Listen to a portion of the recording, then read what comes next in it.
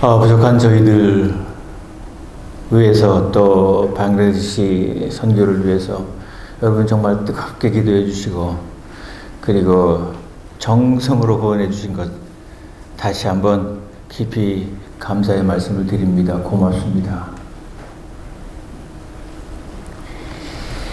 특별히 감사한 거는 이번에 와서 뵈니까 이 교회가 달라졌어요. 근데 여러분들은 원래도 얼굴이 다 밝고 좋으셨지만 본인들은 본인의 모습이 변한 걸 모르시니까 제가 이렇게 가끔 보는 사람들은 표시가 나잖아요. 너무 좋아졌어요. 왜냐면 이제 업무차도 여러 교회를 방문하게 됐는데 한인교회 특색이 있어요. 그냥 바깥에서도 스트레스인데 교회 가서도 그냥 그 힘든 것들을 많이 보시니까 그 얼굴들이 그렇게 별로 안 밝으신데 완전히 달라지셨더라고요. 그리고 얼마나 서로 섬기고 스스로하고 이런 모습들을 보면서 이야, 시카고에도 이제 소망이 보이는구나. 작년에 말이에요. 여기 트리니티 칼리지 신학교 유명하잖아요. 그거 문 닫고 이사 가요. 카나다로. 지금 남은 게 뭐 있어요? 여기 웨튼 대학이 있었죠.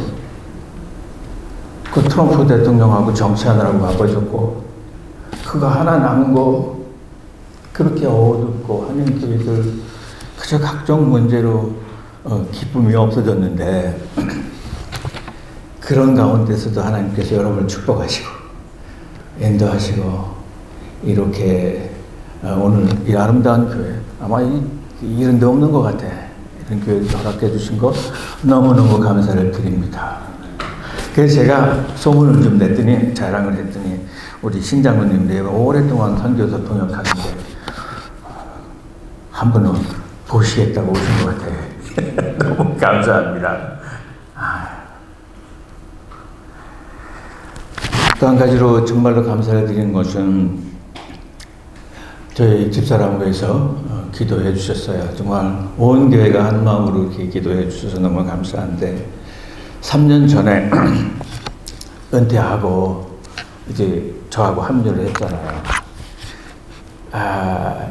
그랬는데 와가지고 한 몇 달 괜찮더니 그냥 각종 여러 군데에서 문제가 생기기 시작했어요. 처음에는 허리 디스크, 그래서 휠체어 타고 왔다 갔다 해야 되고, 그 다음에는 그 위에 위가 시리고 막 이러면, 그리고 그러니까 위염이라고 그러죠. 당뇨, 빈혈, 냄새 못 맡는 거, 그 뭘 올려주면 계속 태워도 냄새를 못 맡기 시작하고, 그런 증상들이 일어나면 핑핑 돌아서 주저앉고, 그러더니 그 증상이 점점 심해져서 작년에 할 수 없이 먼저 들어와서 이거 여기저기 진료를 하기 시작했어요. 그러다가 그 위에 그것도 특별히 위 검사를 내시경을 하려고 한 게 아니라 3년에 한 번씩 정기적으로 하는 그 때에 위에 그 조그마한 악성 종양이 발견이 됐어요. 근데 지금 생각해보면 너무 감사한 거예요. 3년에 한 번씩 하는 건데 이번에 안 했으면, 작년에 안 했으면 3년 후에 그걸 그대로 놔뒀으면 그게 얼마나 커졌겠어요? 근데 딱 초기에 그걸 발견하게 하시고 여러분 기도해 준 대로 어젠가 목요일날 병원에 가서 주변까지 다 도려냈어요. 그리고 몇 번에 거쳐서 그 조직 검사를 했는데 주위에 전이도 되지 않았다 그러고 계속 깨끗하게 지금 걸어다가 나왔잖아요. 할렐루야.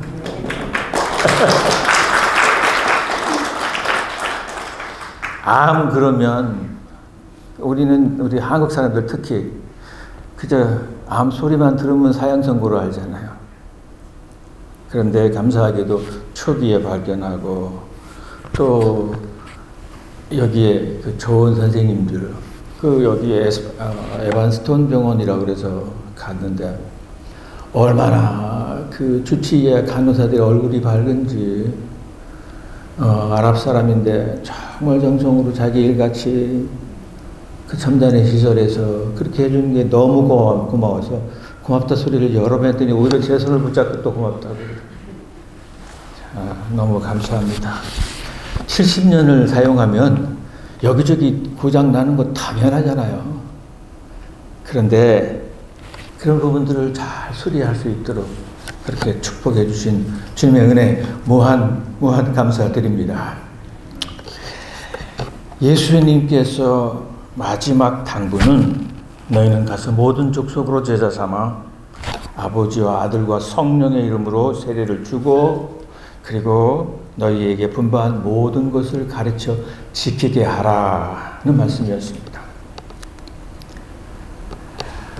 오늘날 세계가 엄청나게 바꾸고 있잖아요. 똑같이 세계 선교도 너희는 가서 모든 족속으로 제자를 삼으라고 하는 그래서 이 세계 선교도 엄청나게 변화하고 있는데 이런 변화에 대해서 별로 감각을 가지고 계신 분들이 많지 않은 것 같아요. 서구교회가 요즘 바꿔지고 있나요? 네. 과거 300년 동안 해왔던 방법을 이 크리스텐덤 미션이라고 선교라고 합니다. 그리고 최근 50년부터 일어나고 있는 선교 운동을 폴리센트릭이라고 그렇게 말하는데 이 크리스텐덤 선교라고 하는 말은 서구 문명과 기독교가 결합된 선교 모델을 말하는데 이것은 복음이 있는 곳에서 복음이 없는 곳으로 가는 것을 말합니다. 그러니까 교회는 선교사를 파송하고 재정을 지원하고 기도로 통역하고 선교사와 선교단체는 선교지에 가서 선교하는 시스템을 말합니다. 그래서 다른 문화권으로 선교사가 가서 복음을 전하는 방법으로 학교를 열고 병원을 열고 기술학교, 개발사역 이런 여러 가지 방법들을 통해서 사람들이 복음에 관심을 갖게 되면 그 사람과 더불어서 지역교회를 시작하는 이런 선교 방법을 통해서 우리가 예수를 다 믿은 거잖아요. 한국에 온 선교사들이 얼마나 많은 학교를 세웠고 병원을 세웠고 교회도 세웠고 중고등학교, 대학, 병원 얼마나 많습니까? 이건 한국뿐만이 아니라 아시아, 아프리카, 남미에 있는 많은 나라들이 다 이런 방법으로 예수를 믿었어요. 그러니까 한국교회도 이런 방법을, 이런 걸 보면서 선교를 했기 때문에 서양 선교사들이 했던 방법으로 우리가 지금 선교를 하고 있는 겁니다.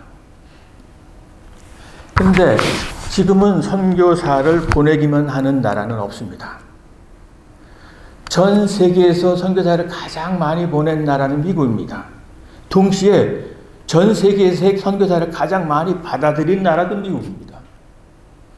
유럽 교회가 선교사들을 많이 보냈지만 유럽 역시 선교사를 많이 받아들이고 있습니다. 심지어 한국도요. 한국의 대학생들은 미전도 종족이라고 그래서 지금 한국의 젊은이들을 위해서 세계 여러 나라 위해서 선교사들이 많이 들어오고 있어요. 그렇기 때문에 지금은 여러 나라의 선교사를 보내는 동시에 선교사들을 받아들이고 있습니다. 하나가 저 물 좀 하나 주시겠어요?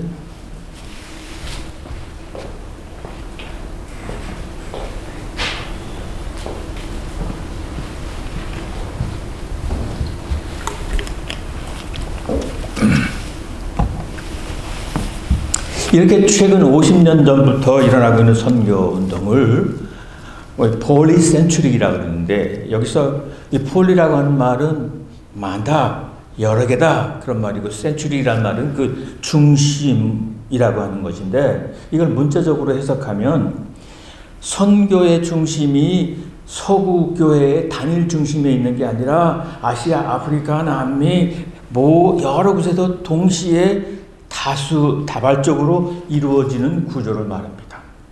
그러니까 한국도 선교사를 보내고 있고 필리핀도 선교사를 보내고 있고 인도도 보내고 인도네시아도 보내고 말레이시아도 보내고 남미에 있는 많은 나라들과 아프리카도 선교사를 보내고 있습니다. 동시에 선교사를 받아들이고 있는 것입니다. 그래서 선교사를 보내는 지역이 과거처럼 서구에서 복음이 없는 곳으로 보내는 게 아니고 어떤 나라든지 모든 지역에 선교사를 보내기도 하고 받아들이기도 하는 것입니다.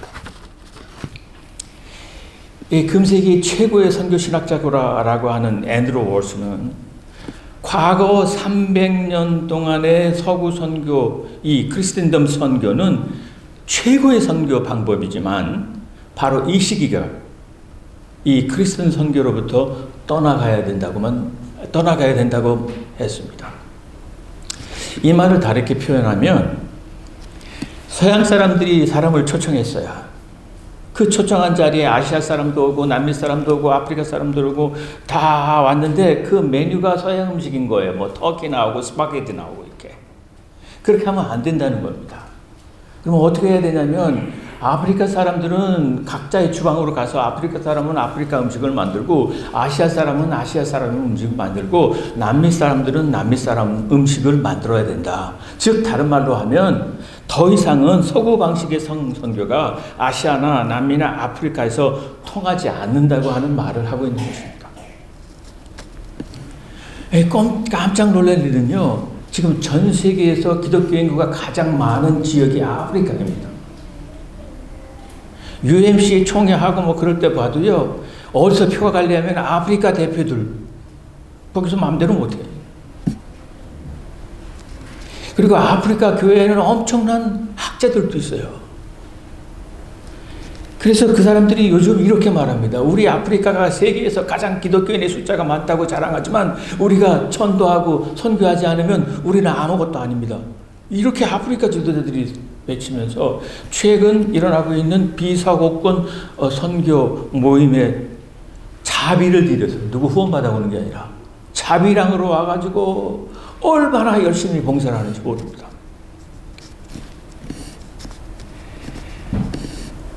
(1990년에는) 전 세계 기독교인의 82%가 서구권에 있었습니다. 그리고 비서구권에는 28%입니다. 근데 50년이 지난 2020년에는 서구 기독교인이 33%고 비서구 기독교인이 67%가 되었습니다. 그러니까 과거에는 기독교인 그러면 서양 사람들이 주를 이루고 있었지만 지금은 아프리카, 아시아, 남미 사람들이 주를 이루게 된 것입니다. 그렇기 때문에 앞으로는 남미나 아시아나 아프리카 그러면 가난한 사람들이 나라라고만 생각하면 안 될 것 같습니다.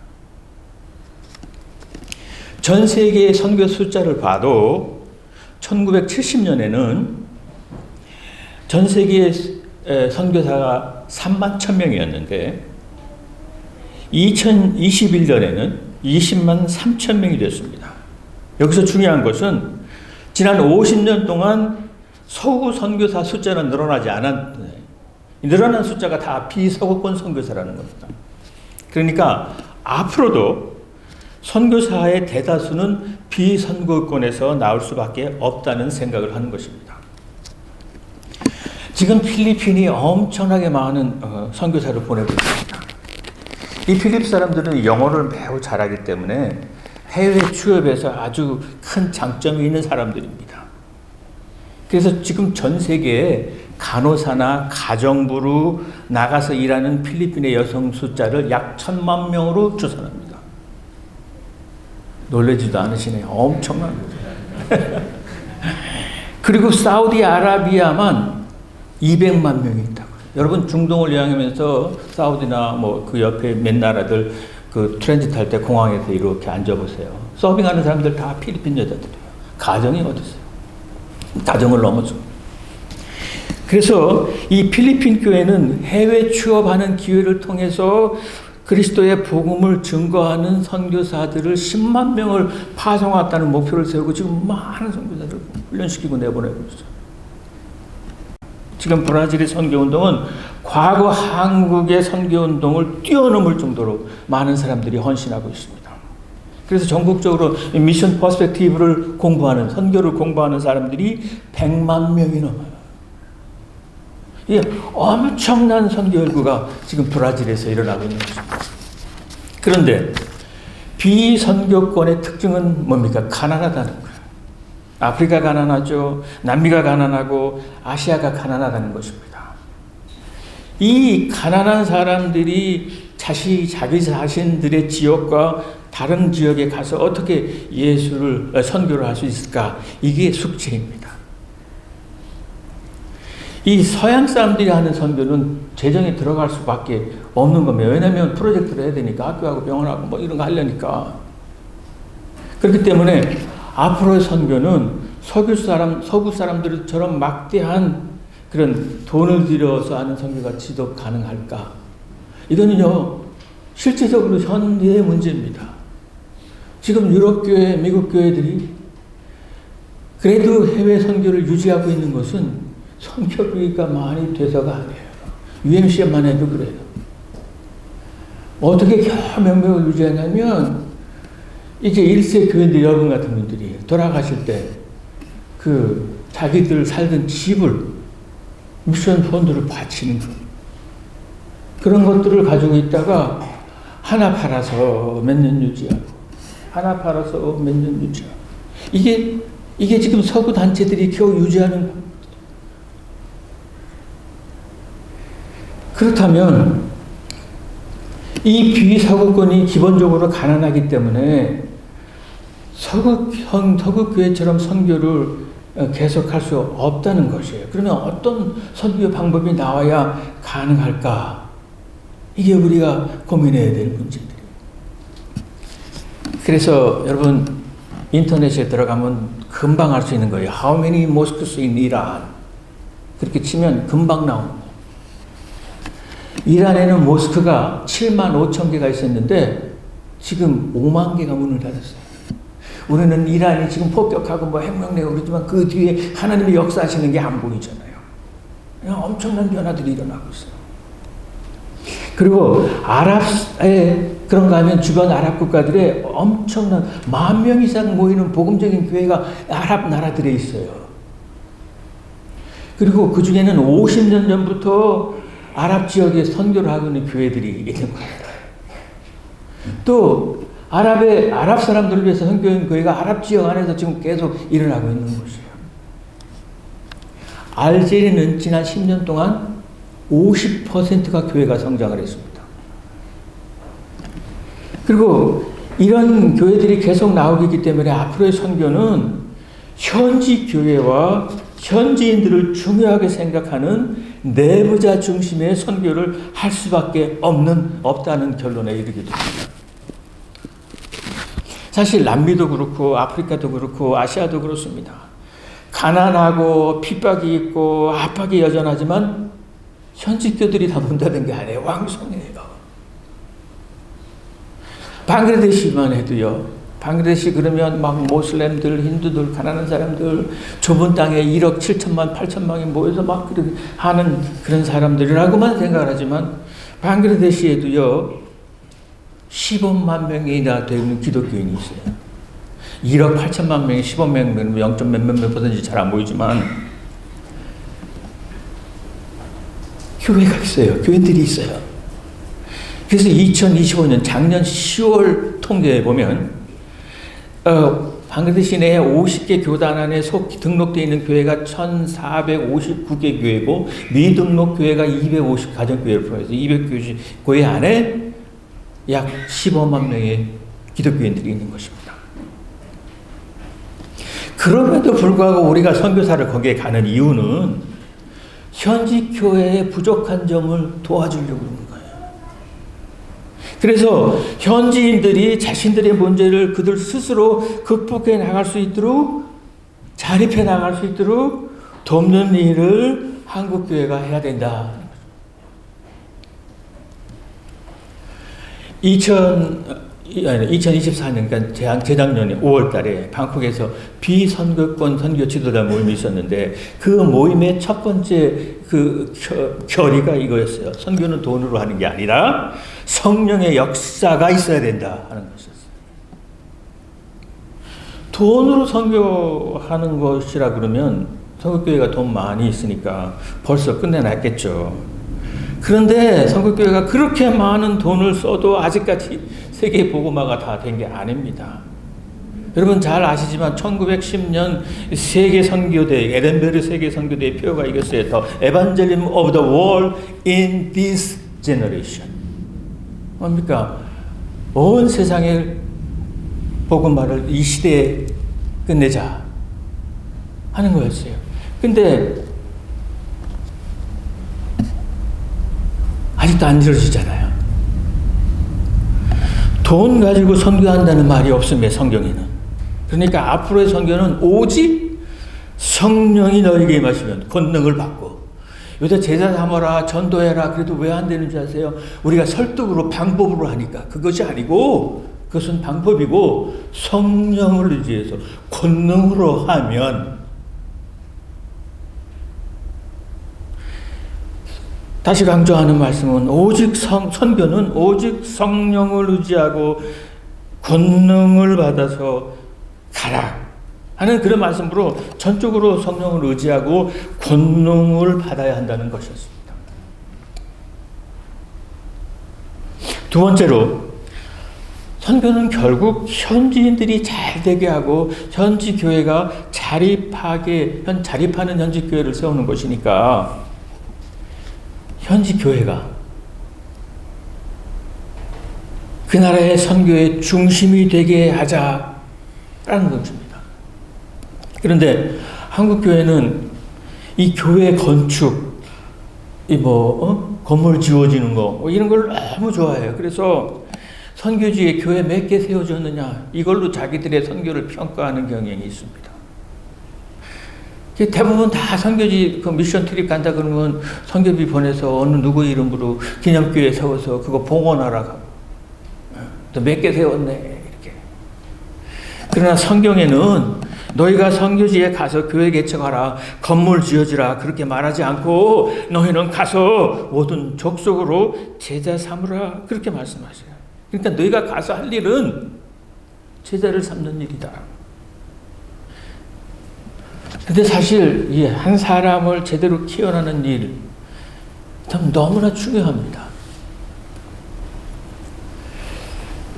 지금 이 세계가 엄청나게 변하는 것 같이 이 복음을 전하는 세계 선교도 엄청나게 변한다고 말씀을 드렸는데 중국도 마찬가지예요. 이 미국하고 중국하고 이제 긴장 관계가 있어서 나쁜 점만 부룩되지만 그 속에 하나님의 역사는 우리가 관심을 가져야 돼요. 중국 교회가 지금 엄청나게 변하고 있습니다. 그들은 지금 미션 차이나 2023년까지 미션 차이나라고 하는 선교운동을 통해서 2030년까지 2만 명의 선교사를 파송하라는 선교운동이 전국적으로 활발하게 일어나고 있는데 이 일을 주도하고 있는 사람이 데이빗 진이라고 하는 조선족이에요. 중국에는 지금 현재 기독교인이 1억 명입니다. 그리고 중국에는 교파가 없기 때문에 5개의 구역으로 나눠서 5개의 단체 속에 1억 명의 교인이 다 등록이 되어 있는데 그 5개의 단체 중에 탑 리더인 이 데이빗 진이 그 운동을 주도하고 있어요. 그런데 이 사람이 어떻게 예수를 믿었냐면은 선교사 하나가 조선족 청년, 칭화대학 대학생 졸업한 칭화대학에서 박사 공부하고 있던 조선족 청년을 전도해서 이 사람이 예수를 믿으니까 지금 이런 엄청난 일을 하고 있는 겁니다. 태국도 마찬가지예요. 저보다 오래전 동안 이 난타차이라고 하는 태국 목사님이 있는데 그의 약혼자가 우보나라고 하는 여자였어요. 우보난. 근데 이 우보난이라고 하는 아가씨가 호주에 공부하러 가는데 거기서 홍아무개라고 하는 한국 선교사님을 만나서 전도받고 예수 믿고 자기 약혼자 난타차한테 이렇게 말했어요. 나는 지금 당신하고 결혼할 수 없다. 왜? 내가 예수를 믿고 지금 예수하고 결혼했기 때문에 결혼 못해. 이 말을 들은 난타차가 큰일이 났거든요. 그래서 즉시 비행기를 타고 호주로 날아가서 약혼녀 하고 대화하는 길에 예수를 알게 되고 예수를 믿게 되고 그가 공부를 끝내고 태국에 돌아와서 무앙타이라고 하는 교회를 개척하고 지금 태국 전체 안에 무앙타이가 가장 활력 있게 이렇게 전도하는 그런 교회를 이루고 섬기고 있습니다. 방글라데시에도 똑같습니다. 방글라데시에 현재 대부분 1,500여 개 교회들이 미자비 교회들이 대부분이지만 그 중에서도 아주 자립하고 여러 교회 지약을 덮고 이렇게 읽고 있는 스미스 아디칼이라고 하는 분이 계시고 아샤켄이라고 하는 두 목사님이 계신데 이분들도 미국에서 파송한 하나님의 성에 소속 월슨이라고 하는 선교사가 천도에서 그렇게 된 거예요. 1985년, 지금부터 40년 전이네요.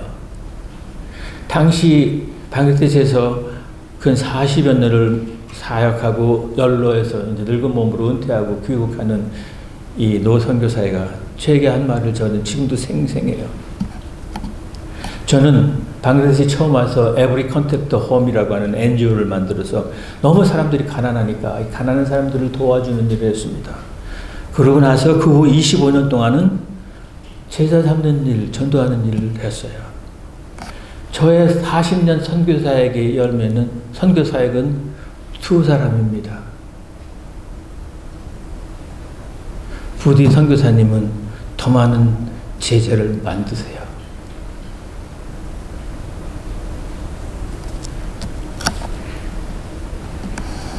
우리가 방글라데시에서 이슬람, 힌두 주민들을 위해서 유초동 국민학교를 하고 여성 칼리지, 병원, 기술교육, 농장, 자립마을, 호스텔 여러 가지 다양한 사역들을 섬기는 이유는 그 프로젝트를 위한 게 아니라 그것을 통해서 오는 사람들 속에서 제대로 된 사람 하나, 제대로 된 제자를 만들기 위함입니다.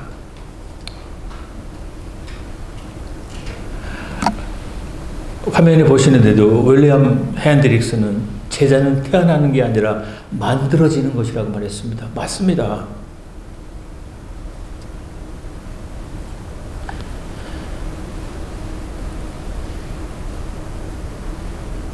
그런데 오늘날 대다수의 제자 훈련은 대다수의 우리가 성경 공부를 많이 하는데 이 제자 훈련을 성경 공부로 이해하는 듯합니다. 이 제자 훈련의 궁극적인 목적은 재생산에 있기 때문에 제자 훈련을 받으면 비신자를 찾아가서 전도하고 양육해서 제자를 삼아야 합니다. 그런데 평생 교회에 예배드리고 성경 공부 열심히 하지만 양육해서 제자 되는 사람들은 찾아보기는 하늘의 별 따기입니다. 왜 이런 현상이 일어나냐? 신앙생활의 최종 목표를 예수 믿는 우리가 쉽게 말해요. 예수 믿는 그 최종 목표를 복음을 전하고 재생산해 두지 않기 때문에 신자들이 교회에 나와서 열심히 예배드리고 각종 봉사하고 성경 공부에 참여하지만 복음을 전하고 양육하고 제자 삼도록 훈련되지 않았기 때문입니다. 또 훈련되었다 할지라도 내가 어디부터 해야 될지 모르겠어요. 심플해요. 내 지식으로 제자 삼을 수 없어요. 내 노력으로 되는 게 아니라 철저히 성령 의지하고 그분의 권능으로 믿고 가면 그분이 이루시는 건데 쉽잖아요. 내가 하려고 그러니까 이 엄두가 안 나요. 그러므로 여러분 금년은 성령님 의지하고 권능의 힘으로 입 열고 찾고 제자 삼는 그런 축복의 해가 되시길 주의 이름으로 축원합니다. 이 성경은 선교의 책입니다. 성삼위이신 하나님은 선교의 하나님이십니다. 그래서 교회는 반드시 미셔너리 처치, 그러니까 선교적 교회가 되어야 됩니다. 주님의 마지막 당부하신 것. 주님 마지막 명령 그러면 또 거부감이 있는 것 같아서 주님 당부 한 말씀이에요. 제자 삼으라. 여러분 마지막 자가 들어가고 당부가 들어가면 왠지 꼭 해야 되겠잖아요.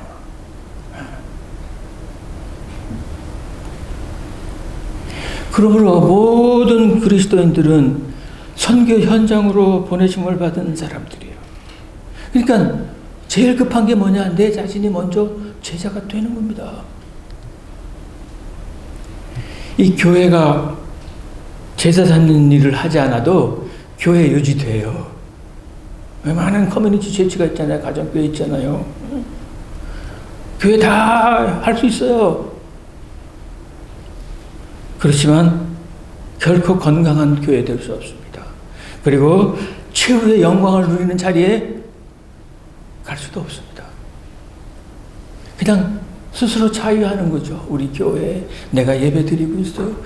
주일 성수하고 있어. 자유하는. 그렇게 할 줄 몰라도 절대로 복음적인 교회 영광스러운 자리에 참여할 수 없다고 하는 말씀입니다. 그렇기 때문에 오늘날 교회들과 성도들에게 가장 중요한 질문은 나는 이 제자 삼으라고 하는 주님의 명령에 순종하고 있는가? 이건 80세가 됐다고 90세가 됐다고 멈춰서는 안 됩니다. 성경에 그렇게 하라고 너 이거 60살까지만 해. 80세 쓰니까 졸업해. 그렇게 말하지 않습니다. 여기 보이는 두 사람, 조지 밀러하고 스탠리 존슨, 정말 멋진 모델이에요. 이분들은 70세 이전보다도 70세 이후 90세까지 정말 빛나는 20년의 인생을 살다 가신 분들이에요. 이 조지 밀러는 여러분 잘 아시는 대로 기도로 1만 명 이상의 고아들을 돌보면서 고아의 아버지로 알려져 있습니다. 그렇지만 그보다 더 중요한 거는 그의 인생의 후반전인 70세 이후부터 소천할 90세까지 국외 선교사를 지원하는 성경 지식 연구소를 만들어 가지고 전 세계를 돌면서 300만 명 이상에게 전도를 했어요. 그러니까 70세 이전까지 고아의 아버지로 이거보다도 훨씬 더 중요한 인생 후반전이에요. 얼마나 귀한 멋진 모델입니까? 그리고 1938년도 타임지가 선정한 전 세계에서 가장 위대한 선교사 스탠리 존슨은 69살에 만 예수니까 70살이죠. 69살에 뇌졸중으로 쓰러져가지고 반신불수가 돼서 이 보스턴에 있는 병원에 쓰러져 있었어요. 그러나 기적적으로 고침을 받았습니다. 그러나 그는 이 전신 마비 상태로 쓰러져 있으면서 누워 있으면서도 그를 담당하는 의사 간호사한테 이렇게 부탁을 했습니다. 닥터 and nurse, 나에게 이렇게 말해 주세요. 나사렛 예수의 이름으로 스탠사 일어나 걸어라. 이렇게 부탁을 하니까 할 수 없이 아주 써서 주고 이렇게 읽어달라. 그러니까 그 진료하는 의사와 간호사들이 스탠리를 진료할 때마다 그 기도문을 읽었어요. 그리고 뭐 소리를 질러 그렇게 읽었겠어요. 그냥 스탠리야 예수의 이름으로 일어나 걸어라 그랬겠죠. 근데 스탠리는 온 힘을 다해서 아멘 할렐루야.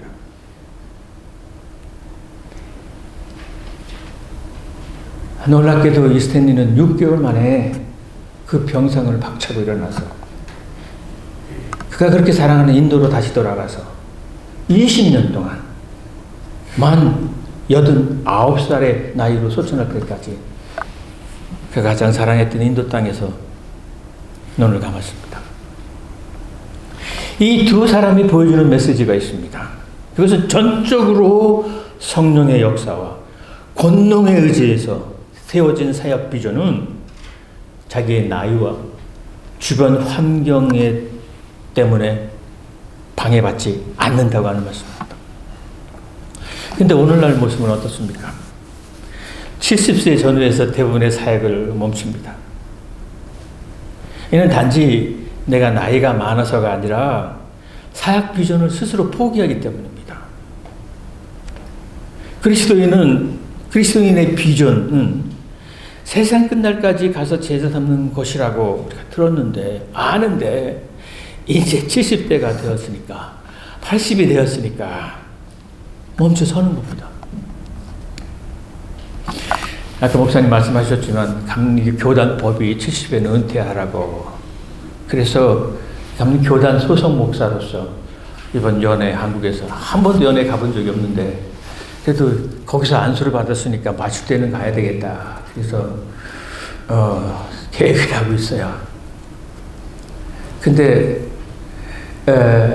감사하게도 선교계에서 이런 연락이 왔어요. 선교사는 선교지에서 계속 건강이 허락하고 할 수 있으면 원로 선교사라고 그래서 무슨 행정적, 재정적 지역은 다 끊어지지만 멀리 있던 것도 아니지만 그냥 현지에서 일할 수 있는 자격을 교단에서 드립니다. 그러니까 계속 하실 수 있도록 원로 선교사 이런 서류를 제출하라고 했어요. 야, 되게 감사했어요. 선교지에서 계속 일할 수 있는 제도를 한국 감리교단이 정책적으로 설정했어. 너무 감사했어요. 그래서 이유를 물어봤더니 한국 교회가 선교사를 파송만 했지만 이제 70 다 돼가지고 병 들고 힘들고 이래가지고 본국으로 들어오기 시작했어요. 근데 아무런 대책이 없는 거예요. 숙소를 줄 수가 있어요. 생활비를 지원할 수가 있어요. 아무것도 대책이 없는 거예요. 그러니까는 은퇴하고 들어오는 선교사들이 거지가 됐어요. 그걸 감당할 힘도 없는 거예요. 그러니까 할 수만 있으면 그냥 현지에서 그냥 있다가 거기서 죽어라. 그걸 좋은 말로 그냥 계속 일하시라고 할렐루야 했어요. 이유가 어쨌든 간에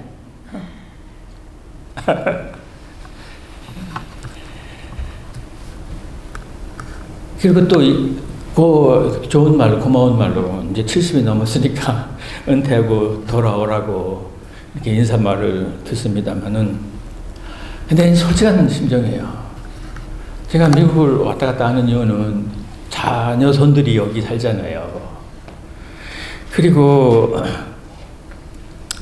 병들면 다 무료는 아니지만 그래도 80%를 보장해주는 이런 나라가 어디 있어요. 거의 무료잖아요.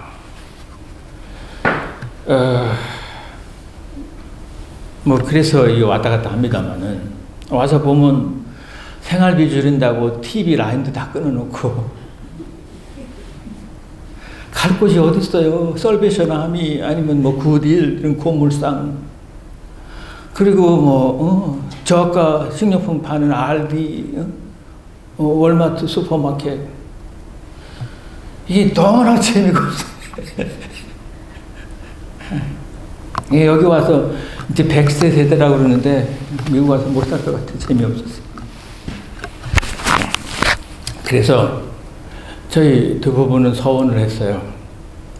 이제 후반전을, 인생의 후반전이잖아요. 70까지 전반전, 70부터 후반전. 100세 시대인데. 70 그럼 끝나는 게 아니라 이제 시작이잖아요. 80 되신 분들은 아실 거지만. 이제부터가 본격적으로 선교할 때라고 하는 것을 확실히 인식하고 부르시는 그날까지 복음 전하고 제자 삼는 일을 하기로 서원했어요. 하나님 그렇게 기도 응답해 줄 줄로 믿습니다. 우리가 성경을 정직하게 읽으면 모든 거듭난 그리스도인은 선교사입니다. 이 거듭난 그리스도인의 일상의 삶과 일터가 선교 현장이 되는 것입니다. 이게 건강한 그리스도인들이고 이게 정상적인 그리스도인들의 정체성입니다. 그렇기 때문에 전적으로 제가 이 말씀을 계속 거듭하는데 전적으로 성경 말씀이에요. 성령 의지하고 권능받고 그 권능에 의지함에서 세워진 사역 비전은 절대로 내 나이와 주변 환경에 의해서 좌우되지 않는다는 걸 확실히 믿는 것, 대단히 중요해요. 그래서 사랑하는 교회 성도님들이 2026년은 주님과 동거하고 주님과 동행하고 주님과 동역하는, 많이 들어보셨어요? 삼동의 그런 한 해가 되시기를 주의 이름으로 축원합니다. 그래서 저는 이렇게 기도하고 맞추려고 그래요. 하나님 아버지, 이 사랑하는 이 삼소봉교회와 성도들이 정말로 성령 권능 의지에서 비신자들 찾아가고 전도하고 양육해서 제자 삼으라고 하는 주님의 명령을 순종해 나아가는 선교 현장의 사람들이 되게 하여 주시옵소서. 사랑하는 아버지 하나님, 조지 물러와 스탠지 존스 같이 70살에도 80살이 돼도 90대가 돼도 선교 현장의 사람들이 되게 하여 주시옵기를 예수님의 이름으로 기도합니다. 아멘.